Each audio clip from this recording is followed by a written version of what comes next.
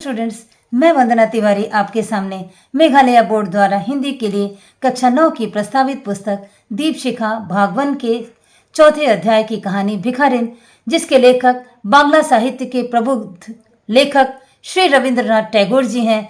इसकी व्याख्या मैं पहले आपके लिए अपने चैनल पे अपलोड कर चुकी हूँ। आज मैं आपके सामने क्वेश्चन आंसर लेकर आई हूँ। मुझे आशा है मेरे प्रयास से आपको सफलता मिलेगी। अगर आपको भी लगता है कि मेरे प्रयास से सफलता मिलती सी लगती है तो चैनल को लाइक करना तो बनता है, सब्सक्राइब कीजिए और अपने फ्रेंड्स को शेयर भी कीजिए, ताकि आप लोगों को अच्छी व्याख्या, अच्छे प्रश्न उत्तर मिले और आपको अच्छे नंबर मिले। इस कामना के साथ मैं प्रारंभ करती हूँ प्रश्न उत्तर। तो प्रश्न उत्तर इस प्रकार है। प्रस्तुत पाठ में जो प्रश्न उत्तर है कुछ मौखिक है तो कुछ लिखित है, जिसमें 3 क्वेश्चन मौखिक हैं और कुछ 3-4 क्वेश्चन लिखित में आते हैं। तो मौखिक का पहला प्रश्न ये है कि अंधी मंदिर के दरवाजे पर प्रतिदिन क्यों खड़ी हो जाती है, या अंधी प्रतिदिन मंदिर के दरवाजे पर ही जाकर क्यों खड़ी हो जाती है। आप इसके उत्तर में लिखेंगे कि अंधी मंदिर के दरवाजे पर प्रतिदिन जाकर इसलिए खड़ी होती है क्योंकि दर्शन करने वाले मंदिर से दर्शन करके जब बाहर निकलते हैं तो अंधी उनके सामने अपना हाथ फैला देती है और बड़ी नम्रता से कहती है कि बाबूजी, अंधी पर दया हो जाए। और आने जाने वाले मंदिर के दर्शनार्थी अंधी के हाथ में 2-4 पैसे रख देते हैं। उसे वह बड़ी सहृदयता से स्वीकार करती है और उन्हें सराहती हुई दुआएं देती है, और इसी 4 पैसों के लिए अंधी मंदिर के दरवाजे पर जाकर खड़ी हो जाती है। प्रश्न नंबर 2 है, राहगीरों का प्रायः भिखारियों के प्रति क्या व्यवहार होता है।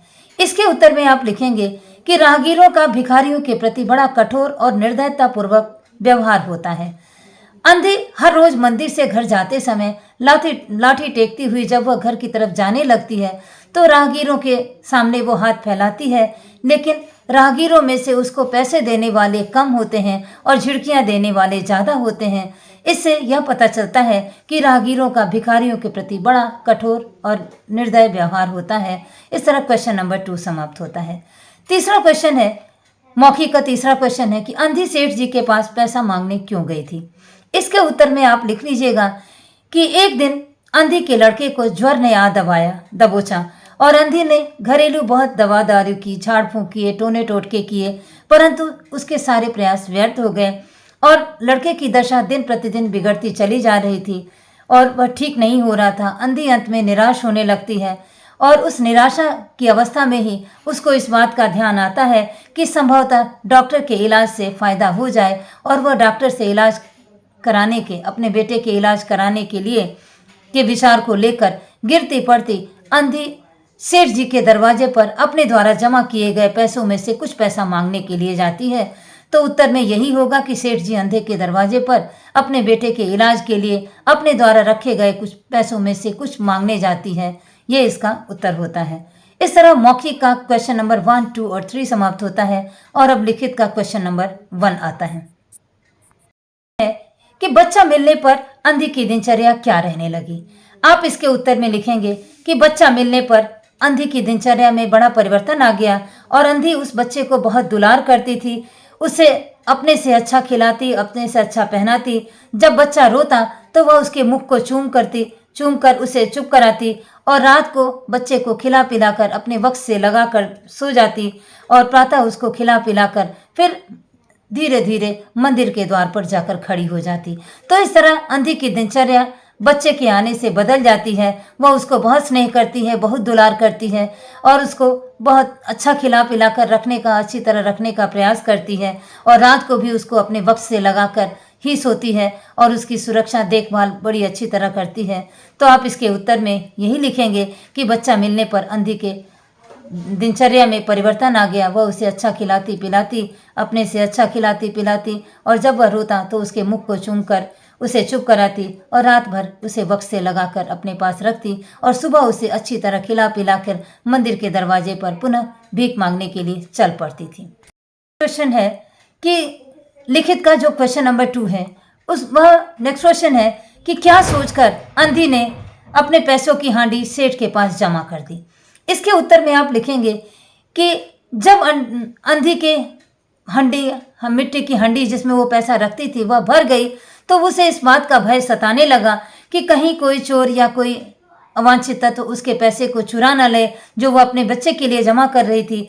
तो इसी शंका के समाधान के लिए, इस शंका से परेशान होकर कि कहीं कोई चुरा न ले, इस शंका के कारण वह हांडी सेठ जी के पास जमा कर देती है और यही सोचती है कि वह पैसा उसके पुत्र के काम आएगा भविष्य में और वह कोई चोर चुरा न ले, इसके कारण वह सेठ जी के पास जमा कर देती। नेक्स्ट क्वेश्चन नंबर 3 है कि अंधी को सेठ जी से घृणा क्यों हो गई। इसके उत्तर में आप लिखेंगे कि अंधी को सेठ जी से घृणा इसलिए हो गई क्योंकि अंधी ने अपने द्वारा भीख मांगकर जितने भी पैसे वह जमा की थी वह सारी जमा पूंजी को वह सेठ जी के पास जमा कर दी थी, क्योंकि जब उसे ज़रूरत पड़े तो वह उनसे पैसे ले सके। किंतु जब अंधी बीमार बच्चे के इलाज के लिए सेठ जी से पैसे मांगने गई तो सेठ जी उसे कोई पैसा जमा न होने की बात कहकर उसे भगा देते हैं और उसे पैसे नहीं देते हैं, जिसके कारण अंधी को सेठ जी से बड़ी घृणा हो जाती है और अंधी कुछ कहती तो नहीं है, दुखी होकर चली आती है। नेक्स्ट क्वेश्चन नंबर 4 है कि सेठ जी बीमार बच्चे के प्राण बचाने के लिए आतुर क्यों हो गए।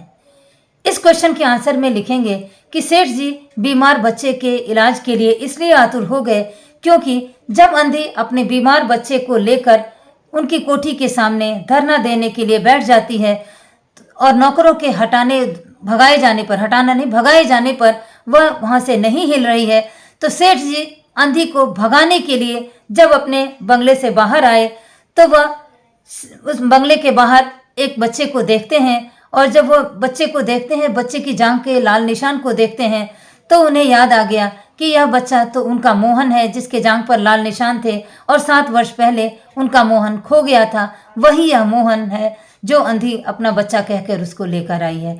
तो सेठ जी बीमार बच्चे के इलाज के लिए इसीलिए आतुर हो गए क्योंकि जब वह उसको अंधी को भगाने के लिए बाहर आते हैं तो वह अपने बच्चे को देखते हैं, अपने बच्चे के उस लाल जांघ पर लगे लाल निशान को देखते हैं तो उन्हें यह पता लग जाता है कि यह बच्चा तो उन्हीं का है जो 7 वर्ष पहले खो गया था। इसी के कारण वह सेठ जी का बच्चा था जिसके कारण वो उसे बचाने के लिए आतुर हो जाते हैं। इस तरह क्वेश्चन नंबर 4 समाप्त होता है और क्वेश्चन नंबर 5 ये है कि बुखार उतरने पर भी मोहन ने अपने नेत्र क्यों बंद कर लीजिए।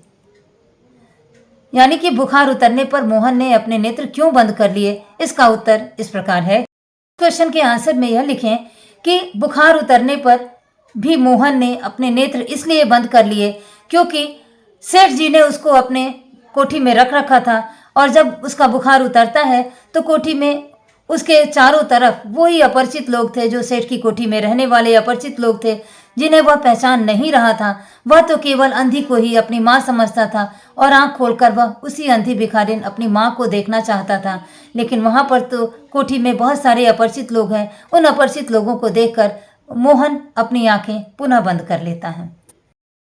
नेक्स्ट क्वेश्चन नंबर 6 है कि जो काम हकीमों के जोशानदे, वैद्यों की पुड़िया और डॉक्टरों के मिक्सचर नहीं कर पाए वह अंधी के स्नेहमयी सेवा ने पूरा कर दिया। इस कथन का आशय स्पष्ट कीजिए।